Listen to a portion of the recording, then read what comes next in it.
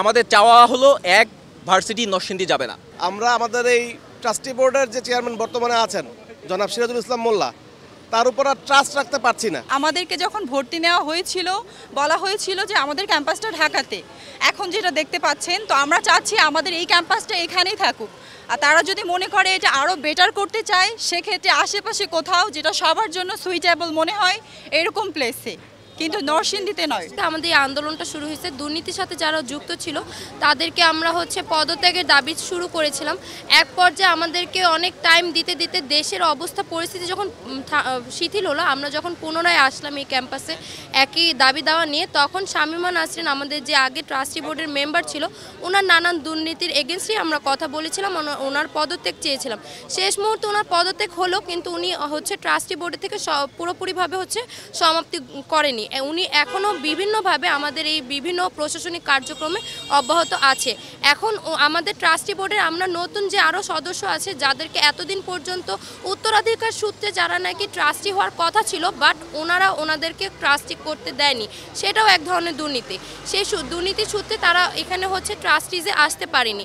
তাদেরকে আমরা আবার আনার জন্য আহ্বান জানিয়েছি, কিন্তু তাদেরকে না এনে তারা তাদের কন্যা সন্তান এদেরকে ট্রাস্টিজে বসাচ্ছে, যাতে তারা পিছন থেকে ঠিকই কলকাঠি নাড়াতে পারে। আজকে আমাদের মূল দাবি, যেটা আমাদের অস্তিত্বের দাবি, আমাদের অস্তিত্ব, আমাদের যে পিওবি, আমাদেরকে এই ক্যাম্পাস দেখে ভর্তি করানো হয়েছে। আজকে আমরা প্রায় শেষের দিকে, 3 বছর হয়ে গেছে, আমরা চলে যাব। এখন আমাদেরকে বলা হচ্ছে আমাদের ক্যাম্পাস নরসিংদীতে নিয়ে যাবে, যেটা নাকি থাকতেও পারে নাও থাকতে পারে, অনিশ্চিত। তো এরকম একটা অনিশ্চিত জায়গা আমরা যাব কেন? আর আমরা আমাদের এই ক্যাম্পাস ছেড়েই যাব কেন, যেটা দেখে আমাদেরকে ভর্তি করানো হয়েছে? এই দাবি আমাদের যে আমরা এই ক্যাম্পাস ছাড়বো না, আমাদের ঢাকায় ছিল, ঢাকায় থাকবো আমরা।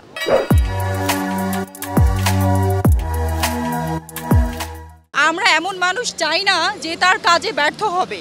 আমরা অবশ্যই চাবো যে আমাদের অধিকার এবং আমাদের প্রত্যেকটা মানুষের যে কাজ, যাদের আমাদের প্রতি তাদের যে দায়িত্ব, তারা যাতে সেটা ঠিকঠাকভাবে পালন করে। 11 বছর পূর্বে যেই এজিএম হয়েছিল, সেই এজিএমে উনি চেয়ারম্যান নির্বাচিত হওয়ার পর থেকে প্রতি 2 বছর হলো ট্রাস্টি বোর্ডের এজিএম দেওয়ার কথা, উনি এজিএম দিচ্ছেন না। দীর্ঘ 11 বছরে ব্যাংক আমাদের ভার্সিটির কাছ থেকে 16 কোটি টাকা পায়, উনি নাকি পায় 3 কোটি টাকা। সিরাজুল ইসলাম মোল্লা পায় 3 কোটি টাকা, ব্যাংক পায় 16 কোটি টাকা। এখন এই যে 16 কোটি টাকা পায় বা 3 কোটি টাকা পায়, আমাদের ভার্সিটির তেমন কোনো উন্নতি সাধন হয় না এই 11 বছরে। তারপরে হলো এই যে 16 কোটি আর 3 কোটি টাকা, এই টাকাগুলো গেল কোথায়? আমরা আমাদের এই ট্রাস্টি বোর্ডের যে চেয়ারম্যান বর্তমানে আছেন জনাব সিরাজুল ইসলাম মোল্লা, তার উপর আর ট্রাস্ট রাখতে পারছি না। তো ওনাকে এই ট্রাস্টি বোর্ডে আমরা আর দেখতে চাই না। ওনাকে আমরা এই ক্যাম্পাস থেকে শিক্ষার্থীরা, সকল সাবেক ও বর্তমান শিক্ষার্থীদের পক্ষ থেকে আমরা তাকে বহুবার রিমাইন্ডার দিয়েছি, এবং যেহেতু উনি রিমাইন্ডারের পরেও এখানে সশরীরে হাজির হতে ব্যর্থতা প্রকাশ করেছেন, সেই কারণে আমরা এখন সাবেক এবং বর্তমান শিক্ষার্থীদের পক্ষ থেকে ঘোষণা করছি যে উনি এই পিপলস ইউনিভার্সিটিতে আজীবনের জন্য অবাঞ্ছিত।